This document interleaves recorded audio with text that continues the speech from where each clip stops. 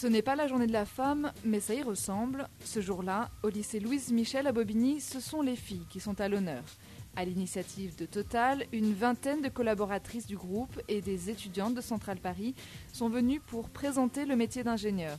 Un métier méconnu par la majorité des jeunes filles, comme Kelly en terminale S. Moi, je pense qu'ingénieur, c'est diriger, créer dans le domaine par exemple, c'est un ingénieur en informatique, celui qui va créer des logiciels. Je pense, après, moi, j'en sais rien du tout. Le constat est sans appel, on manque de femmes chez les ingénieurs. Chez Total, elles représentent seulement 30% des salariés, un déséquilibre qui s'installe dès le choix des études supérieures. On est limité en fait par ce qu'on trouve sur le marché. Donc c'est la raison pour laquelle on veut encourager en amont des lycéennes de faire ces choix pour qu'on les trouve plus tard dans les écoles et les universités, on va les recruter. Table ronde, espace de rencontre, stand thématique, la journée est organisée pour favoriser les échanges entre les femmes ingénieures et les lycéennes.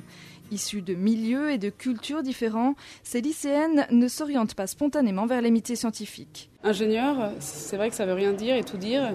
Donc le but aussi, c'était de leur faire partager nos métiers. Alors peut-être le mot est assez fort, mais qu'est-ce qu'on fait au quotidien ? Et on n'est pas toute la journée derrière un bureau à faire des emails. Et même quand on fait ça, il y a quand même un sens derrière tout ça. Pour les 500 lycéennes présentes, c'est une occasion unique de découvrir les métiers scientifiques de façon concrète. Mais c'est venu comme ça la passion pour le pétrole et tout ça, la production. Je fais une école d'ingénieur parce que j'étais bonne en maths et puis parce que ça me plaisait, la mathématique me plaisait.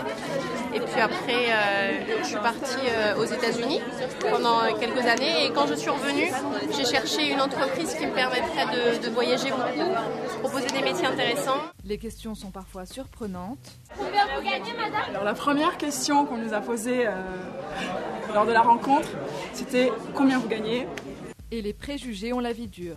Une des questions qui est souvent posée, est-ce que le métier d'ingénieur est compatible avec une vie de femme ? Alors, vie de femme, vie de famille, je pense maintenant qu'il y a chez Total et dans l'industrie énormément de femmes qui prouvent qu'on peut tout à fait avoir une très belle carrière et une très belle vie de famille.